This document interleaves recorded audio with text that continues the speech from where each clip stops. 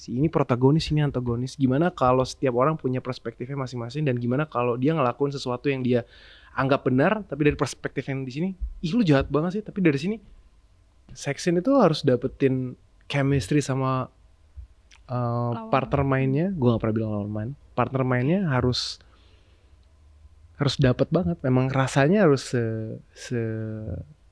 sedalam itu. Sekarang kita main.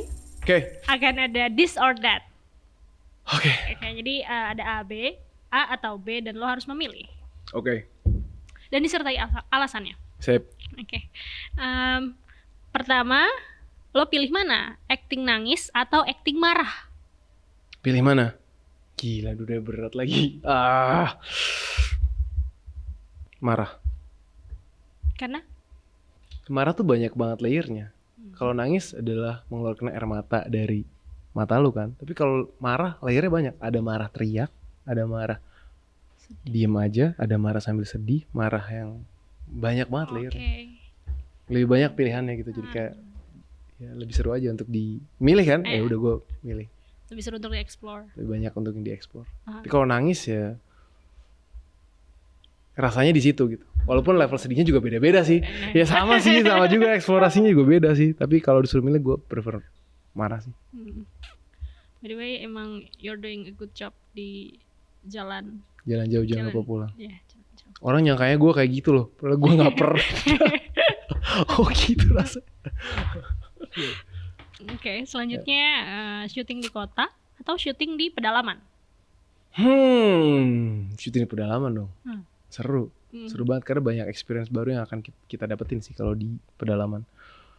Sesimpel nyamuk aja bisa jadi cerita ya kan. Nyamuk, terus kayak lo banyak lah. Gue ingetin zaman dulu waktu gue Koperansal, nyamuk tuh jadi problem. Mau cari makanan yang sesuai sama selera itu jadi problem. Kalau gue bisa makan apa aja karena gue suka makanan-makanan yang unik gitu. Tapi kalau teman-teman gue yang punya patokan makanan harus ini, susah banget. Terus komunikasi sama orang setempat juga beda cara pendekatan, cara approach-nya tuh beda gitu. Terus tidur di pedalaman beda loh sama tidur di kota. Di sana kan nggak ada, mostly waktu gue kesana belum ada spring bed, jadi emang tidurnya dengan gayanya masing-masing. Gitu. Gue bisa tidur waktu itu pakai tikar dan pakai tas doang kepala gue. Bisa tidur gue. Temen gue ada yang gak bisa tidur. Itu kan problem kan, tapi seru kan untuk di-explore gitu. Kalau di kota mahal sih ya apa-apa aja. Udah di pedalaman aja deh. Oke, selanjutnya pilih mana? Protagonis atau antagonis? Wah, protagonis, antagonis ini mesti dibahas nih. Menurut gue kita tuh gak bisa menurut gue tuh kita gak boleh terdefinisikan sama pemikiran biner sih.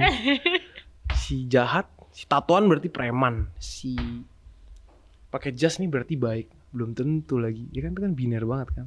Si ini protagonis, ini antagonis. Gimana kalau setiap orang punya perspektifnya masing-masing, dan gimana kalau dia ngelakuin sesuatu yang dia anggap benar, tapi dari perspektif yang di sini, ih lu jahat banget sih. Tapi dari sini, gue ngelakuin sesuatu yang benar kok, gue nggak bela kepentingan tertentu kok gitu kan. Jadi gue nggak bisa milih protagonis antagonis. Semua tuh manusia tuh ada di ranah abu-abu sih. Jadi kayaknya. Kalau film, lo lebih prefer memerankan peran protagonis atau antagonis? Sama, gue ngeliat peran. Kalau waktu itu gue ada satu project yang harus evil banget ya. Dan pas gue ngejalanin, kayaknya nggak evil deh. Misinya dia bener gitu. Ya kan, perspektif. Jadi gue nggak bisa ngomong protagonis antagonis. Begitu juga di film ini sih.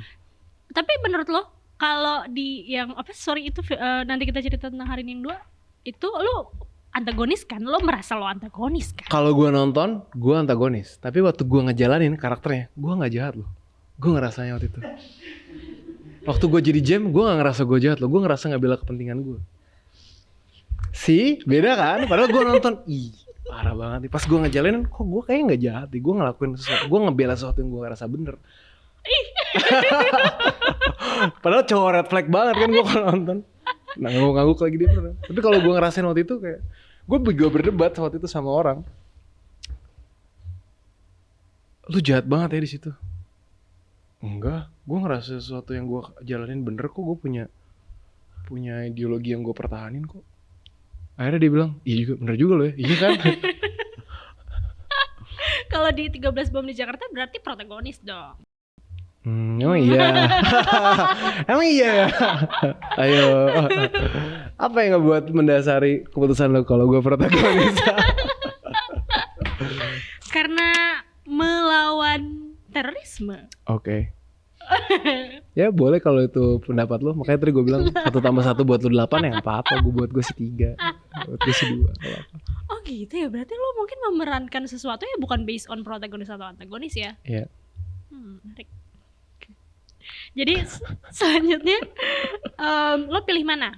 Gaji besar peran ordinary, gaji kecil perannya extraordinary. Gaji kecil extraordinary.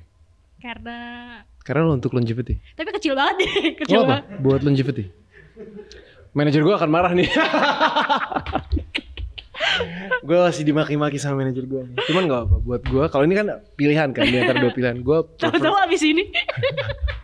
gak apa kalau emang itu, tapi brandnya harus tetap banyak.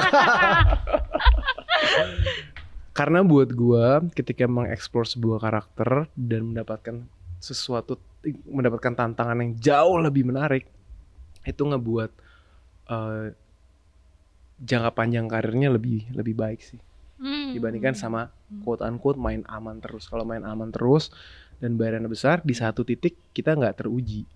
Kalau kita nggak teruji, kita nggak bisa naik kelas dan kita akan stagnan di situ. At the end of the day bayarannya juga nggak ada kan. Tapi kalau dari bayaran kecil, terlatih terus, teruji terus, lama-lama skillnya akan dilatih dan penghargaannya juga akan semakin besar.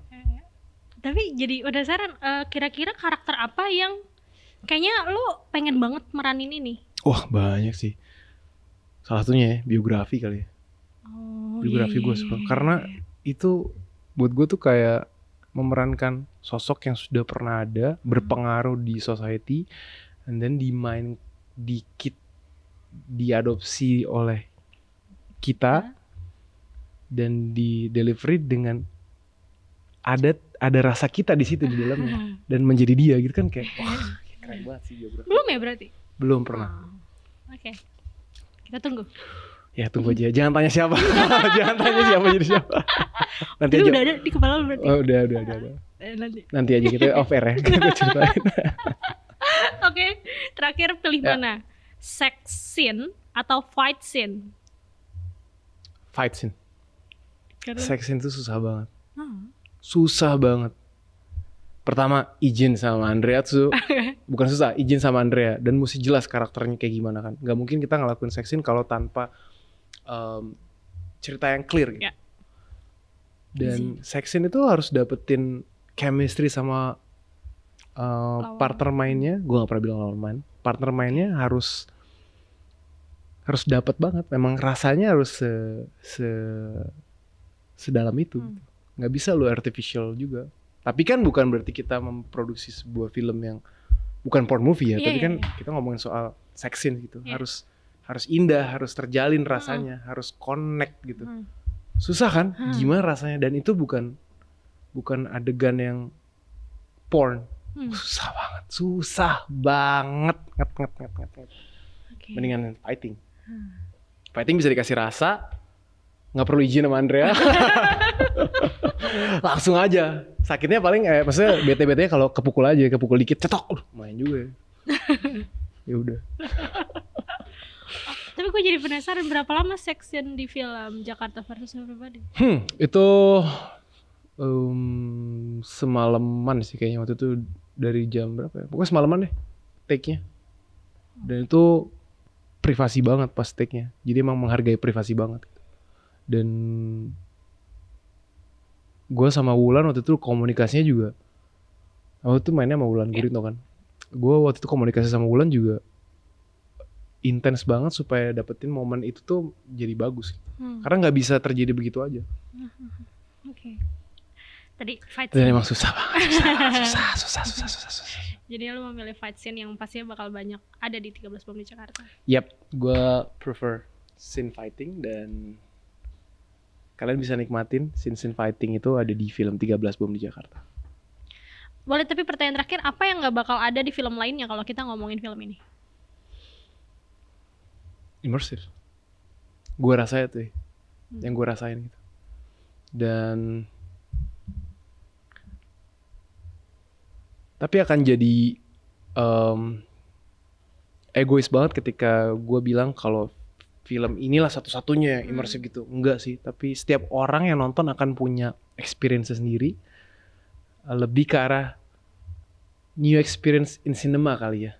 Jadi setiap orang pasti akan punya experience-nya masing-masing. Yang gue rasain pas gue nonton film ini, immersive, kayak berasa ada di dalam situ, terlibat.